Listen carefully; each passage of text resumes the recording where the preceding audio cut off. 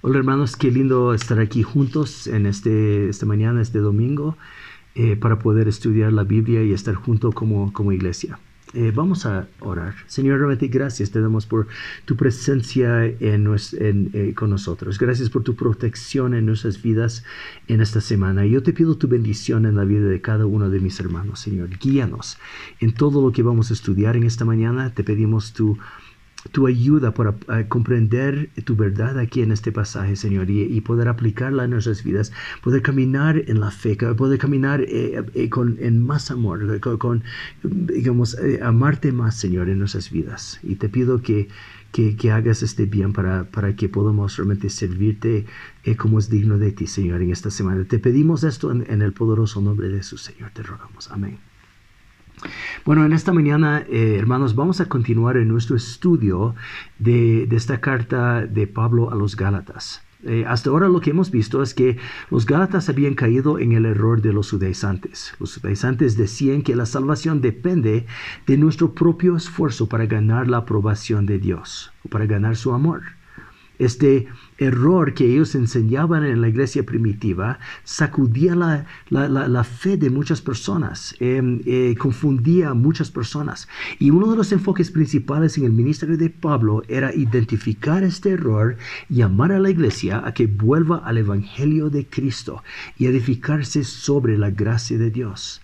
Hoy veremos un conflicto donde Pablo tiene que explicar de nuevo lo que es y lo que no es el evangelio de Cristo. Mi oración en esta mañana es que Dios use nuestro tiempo en la palabra para amar más al Señor, para ser más dependientes de Él y para fortalecernos más en su gracia.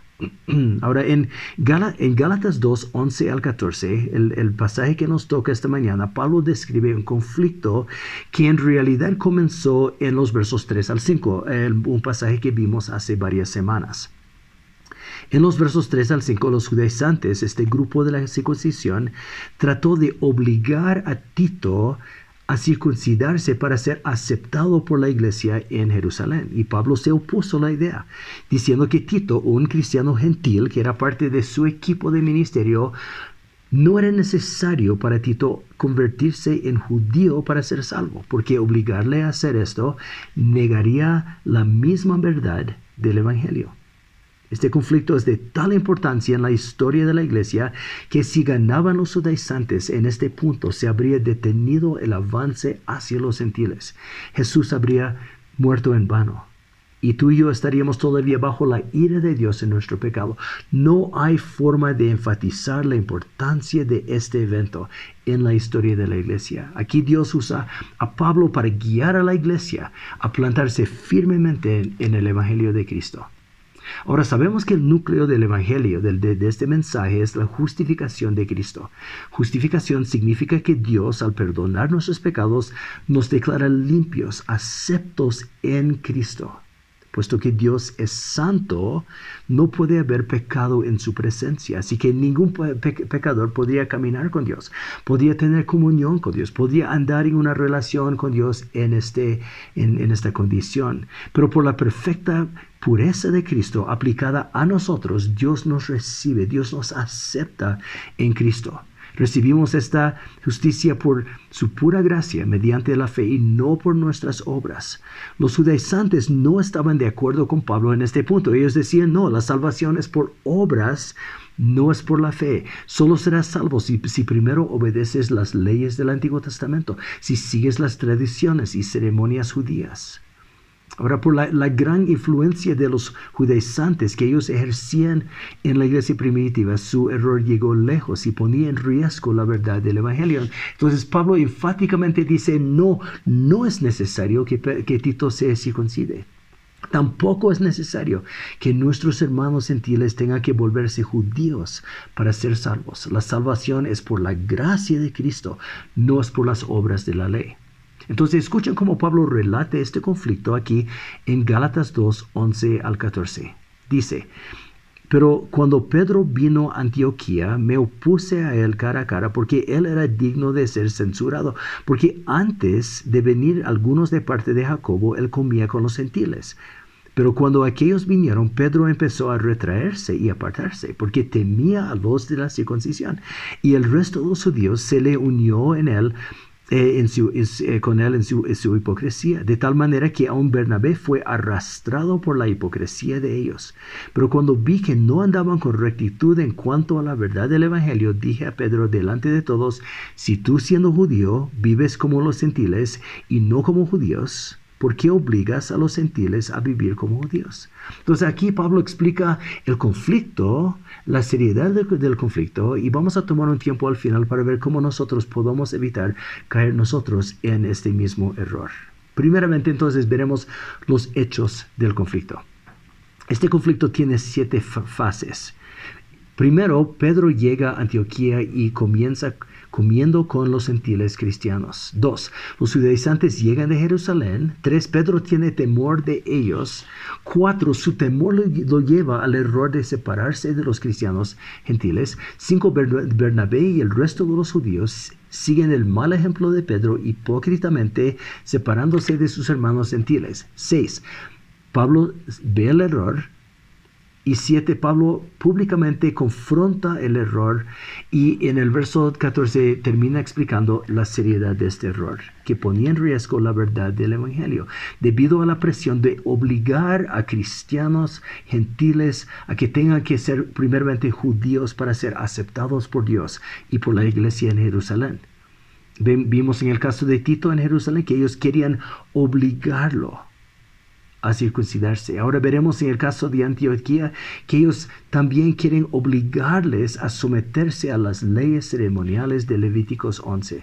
La esencia del problema en ambos casos era lo mismo: obligar a los gentiles a cumplir con cosas que Dios no les obligaba para salvación.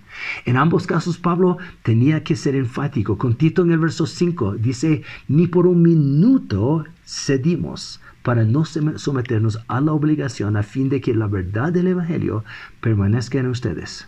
Y aquí en el verso 14 dice: vi que no andaban con rectitud en cuanto a la verdad del Evangelio. La esencia del conflicto era la misma: confusión en cuanto a lo que significa el Evangelio. ¿Somos salvos por nuestro propio esfuerzo obedeciendo la ley, o somos salvos por la gracia de Dios mediante la fe? Pablo responde, dice: es por la fe. No es necesario circuncidarse, no es necesario someterse a las leyes ceremoniales judías para que Dios nos reciba, para que Dios nos acepte. Dios es un Dios de gracia. Esa es la naturaleza del conflicto. Ahora quiero que observemos que para corregir este error, Pablo usa la Biblia. Como apóstol, él, con toda su autoridad de apóstol, correctamente podría haber dicho: yo les digo, usando mi posición de apóstol, que deben actuar así. Pero no lo hace. Él nos da un ejemplo para nosotros en cuanto a cómo nosotros debemos enfrentar el asunto de conflicto entre hermanos. Esto vemos en sus argumentos aquí en los capítulos 2 y 3, que Pablo, con mucha humildad, con mucho amor, lleva a su hermano Pedro a la Biblia.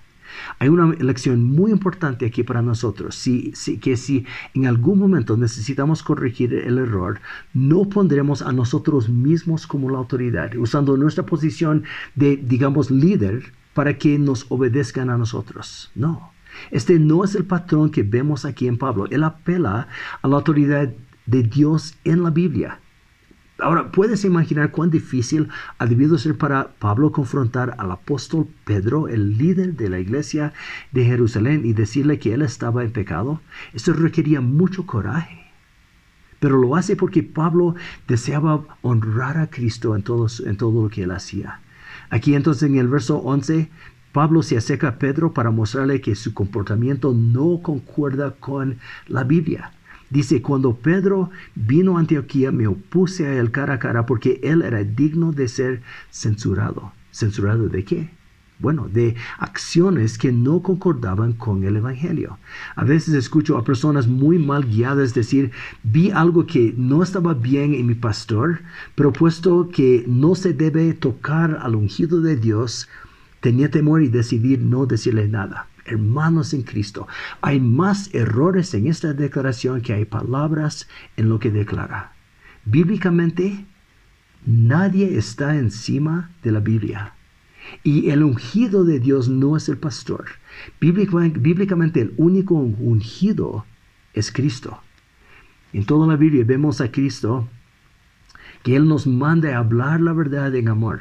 Así vemos que aunque Pedro era el líder de la iglesia, él se había equivocado.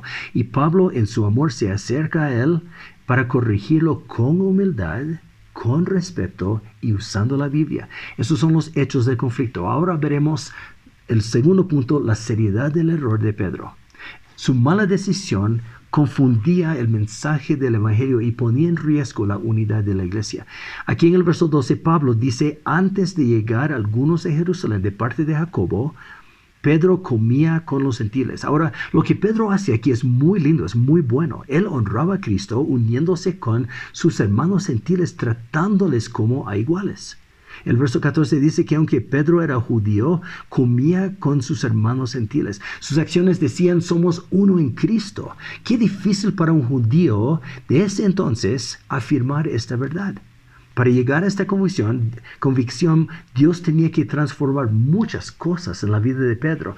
Toda su formación de niño, la presión de su cultura, sus tradiciones, exponerse a la crítica de las personas, pero decidió hacerlo porque entendía su libertad en Cristo y la importancia de la unidad de la iglesia. Y él quería honrar a Cristo.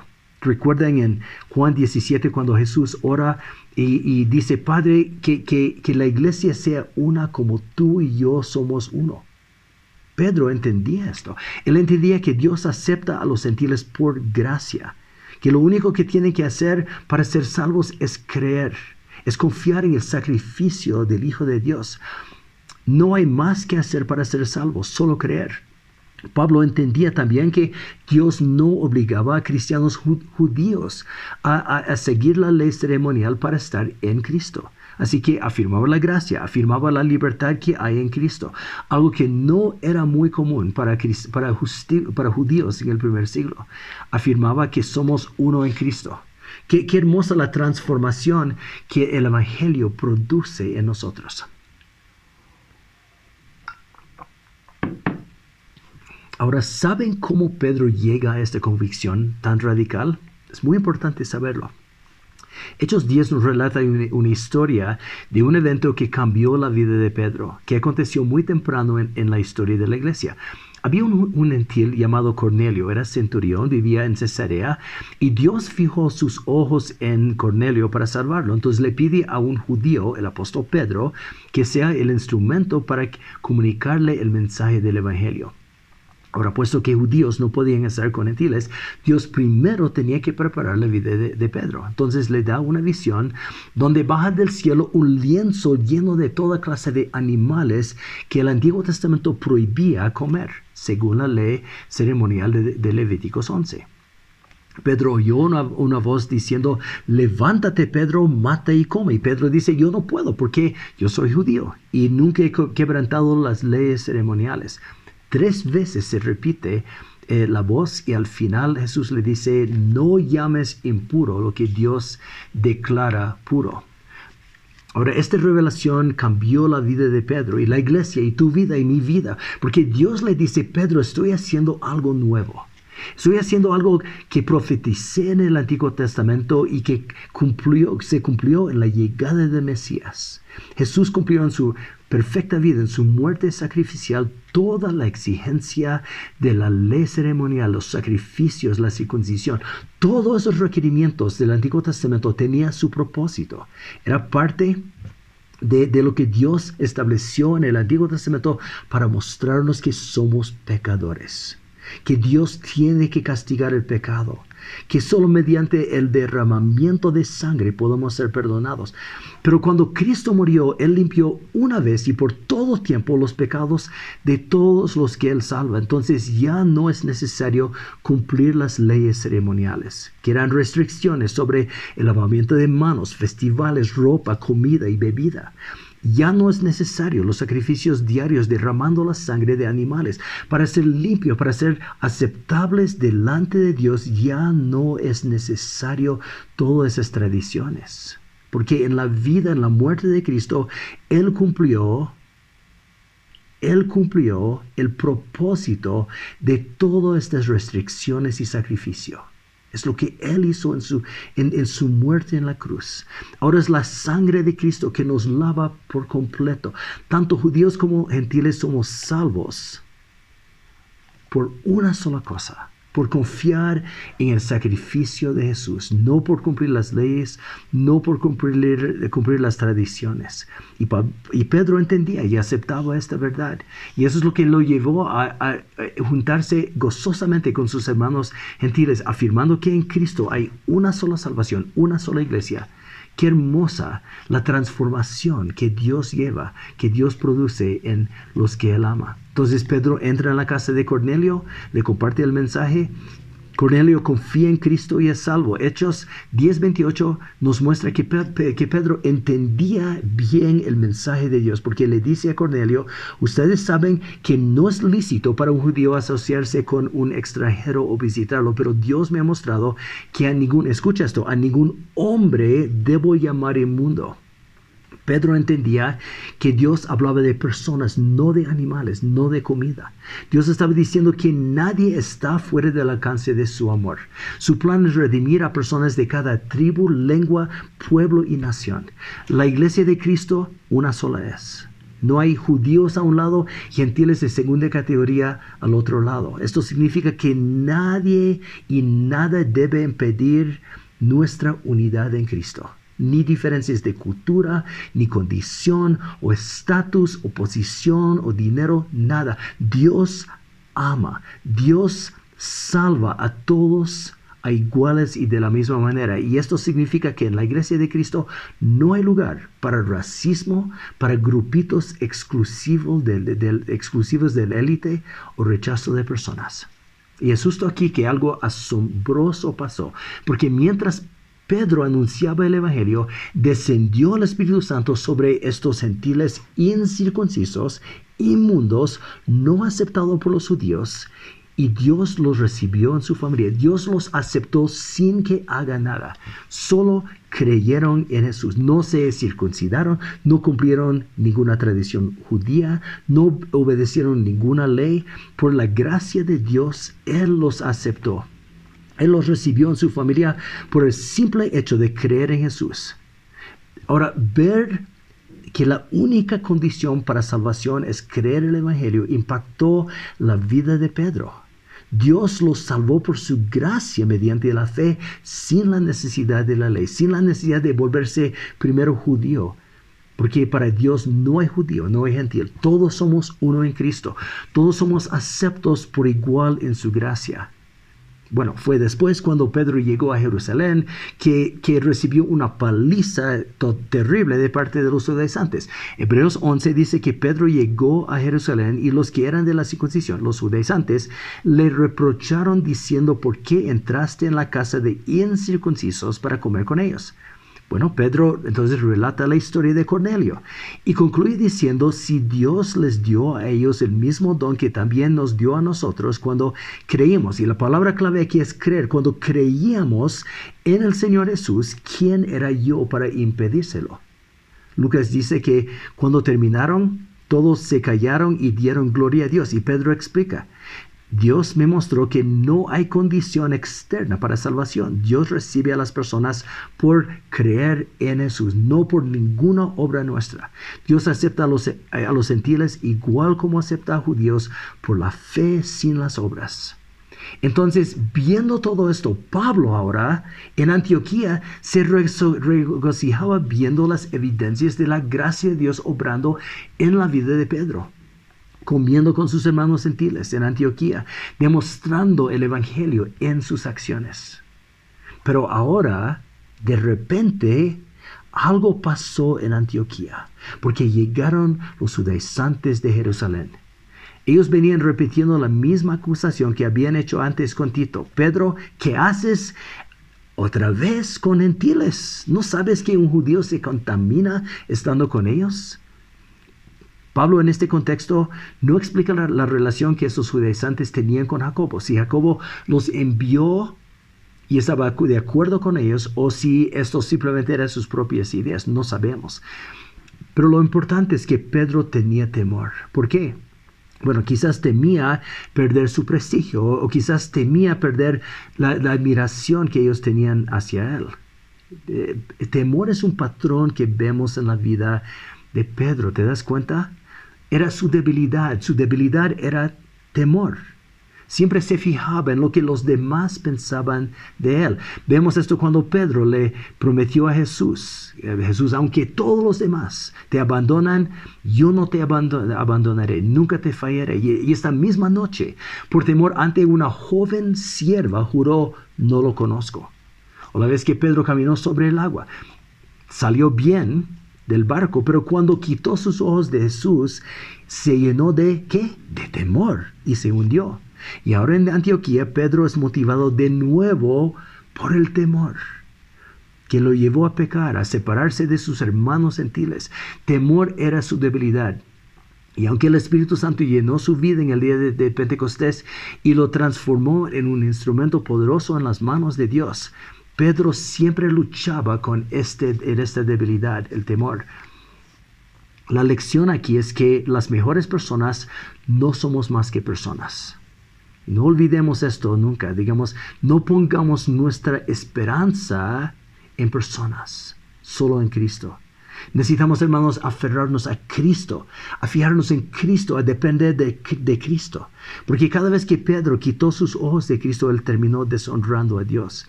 Y cada uno de nosotros también somos débiles.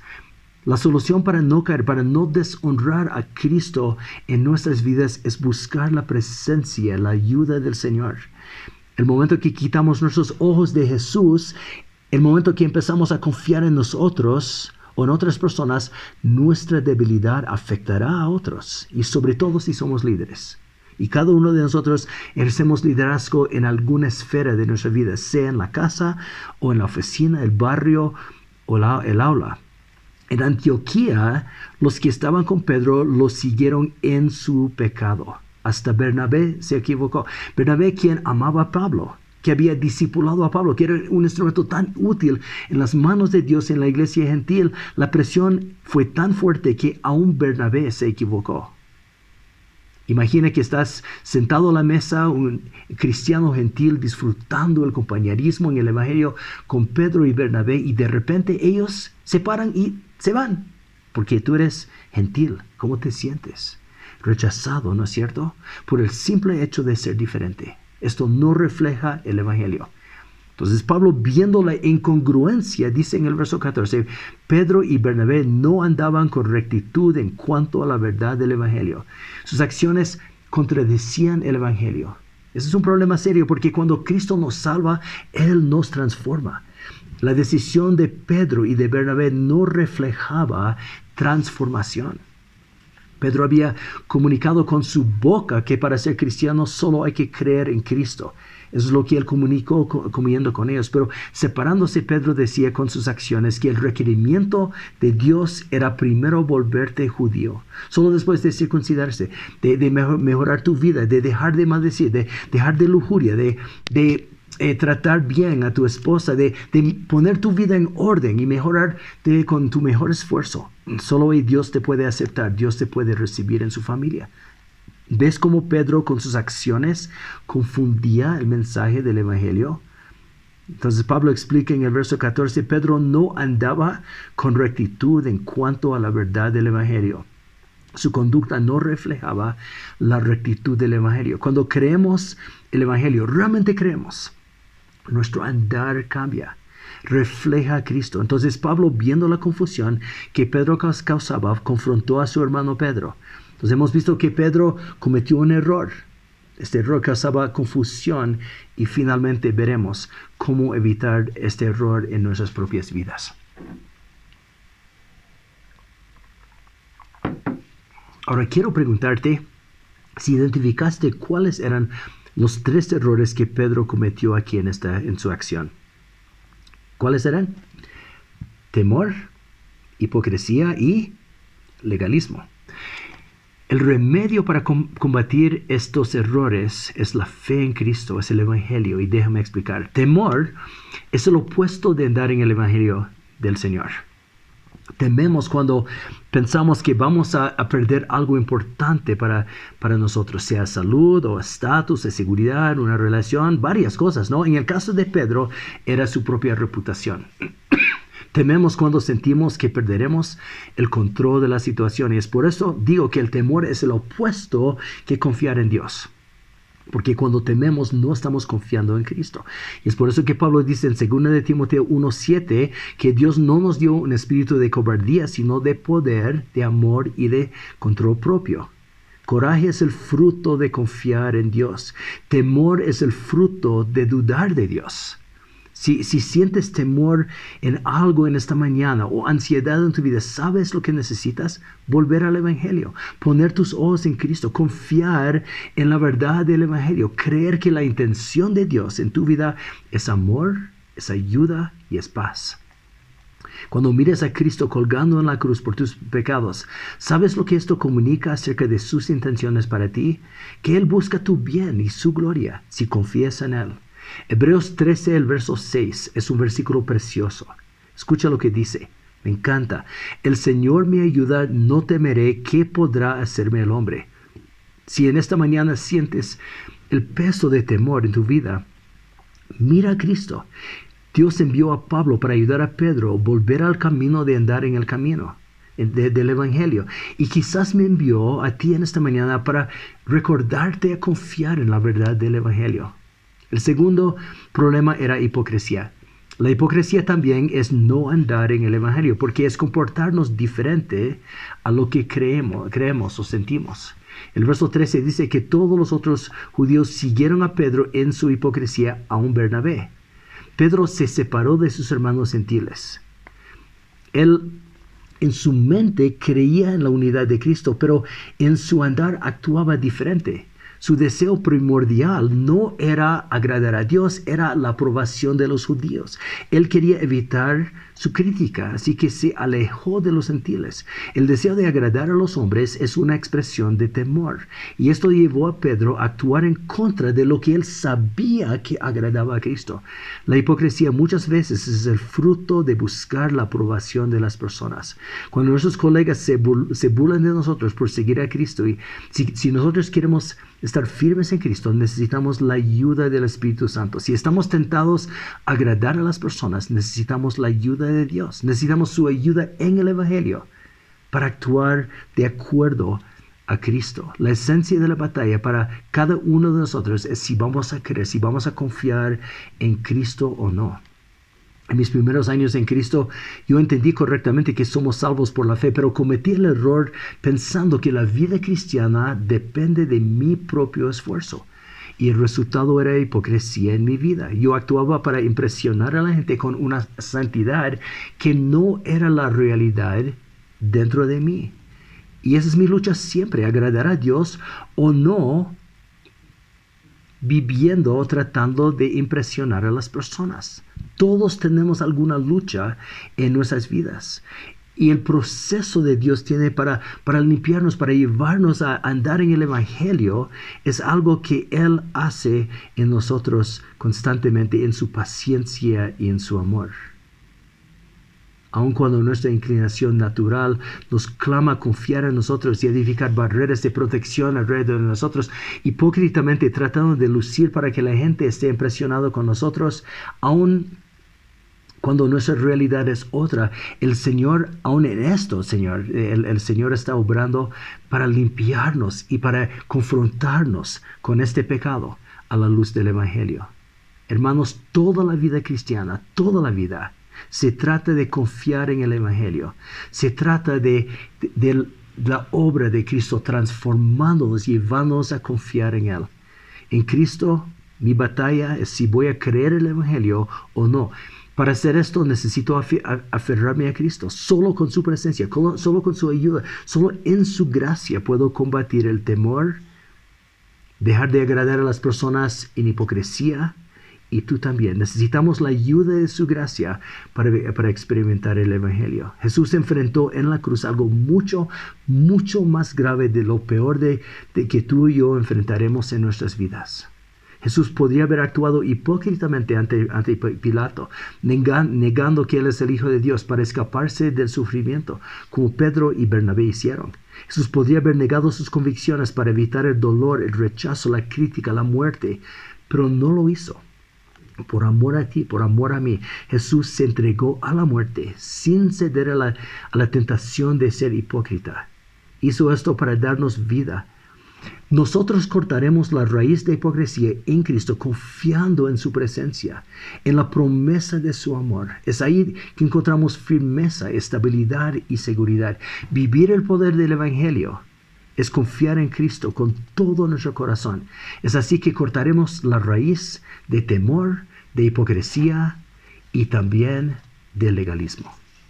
Pablo dice que a Pedro, en el verso 14, si tú siendo judío vives como los gentiles y no como los judíos, ¿por qué obligas a los gentiles a vivir como judíos? Ahora quiero que trates de imaginar la reacción de Pedro a esas palabras. Pero Pablo, nunca obligué a nadie, simplemente me separé de ellos. Entonces Pablo responde y dice, mi hermano, tus acciones hablaron más fuerte que tus palabras, porque cuando tú, el líder y apóstol, te retirabas de ellos con Bernabé y los demás, cuando te separaste de ellos por el simple hecho de que eran gentiles, comunicaste que ellos no pueden ser cristianos, aceptados delante de Dios hasta primero ser judíos. Y esto se llama obligarles. El legalismo obliga a las personas a cumplir reglas, normas, para ser aceptados delante de Dios. Los judaizantes decían que los cristianos gentiles tenían que primero obedecer para ser aceptados. Y este no es el mensaje del Evangelio. El Evangelio dice que recibimos la aceptación de Dios tan solo por la fe. Y es por eso que Pablo dice en Gálatas 2:21, no hago nula la gracia de Cristo, porque si la justicia viene obedeciendo la ley, entonces Cristo murió en vano. Si Tito tendría que circuncidarse para que Dios lo acepte, si los cristianos gentiles tendrían que obedecer las leyes dietéticas para ser parte de la iglesia, entonces la gracia de Dios es nula y Jesús murió en vano. Entonces, ¿entiendes por qué dije al comienzo que este evento era de suma importancia en la historia de la iglesia? Hermano, ¿aceptas que nada puedes hacer para ganar el amor y la aceptación de Dios? El Evangelio son tan buenas nuevas, justo porque nosotros no podemos hacer nada para que Dios nos ame más o menos. El error de los judaizantes sigue siendo el error en la iglesia evangélica. Muchos piensan que tienen que esforzarse para que Dios nos ame, para que Dios nos acepte más. Este error siempre lleva a temor, a hipocresía, a legalismo.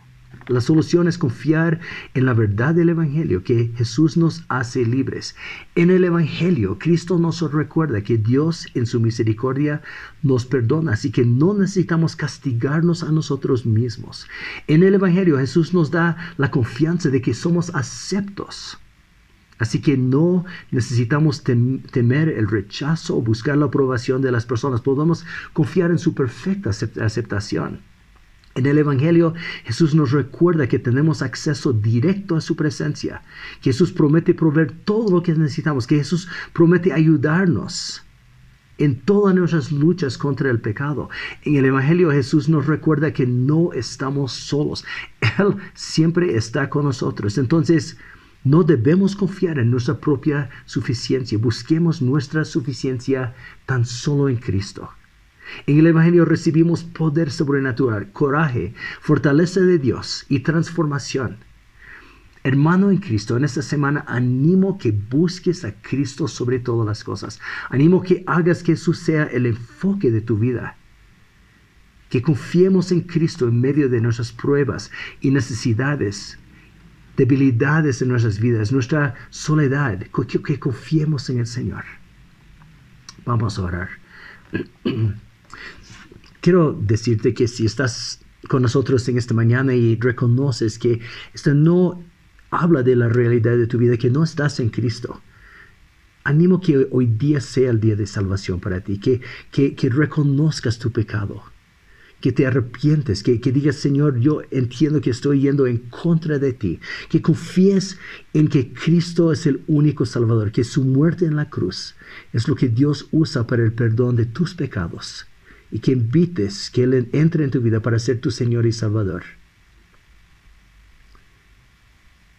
Vamos a orar. Señor, te pido que si hay alguien en esta mañana que tú estás hablando con esa persona sobre la salvación, que lo convences, Señor, de que tú eres la única solución para su vida y para su eternidad, y que hoy día confíen en ti. Señor, para nosotros que estamos en Cristo, ayúdanos, Señor, a caminar en la verdad del Evangelio, Señor, dejando de confiar en nosotros y confiando tan solo en ti, Señor. Queremos honrarte viviendo vidas libres de temor, hipocresía, legalismo, Señor. Pedimos tu ayuda para caminar en tu gracia en esta semana, Señor. Te pido tu ayuda en la vida de cada uno de mis hermanos, tu provisión hoy día, Señor, en esta semana, tu protección en sus vidas. Úsanos como sal y luz en este mundo para transmitir este mensaje de salvación a los demás. Y gracias por tu misericordia salvándonos a nosotros. Gracias que estamos en Cristo, estamos en tus buenas manos. Todo eso te pedimos, Señor, en tu poderoso nombre te rogamos todo esto, Señor. Amén. Hermanos, que Dios os bendiga, que tengan una semana muy, muy linda.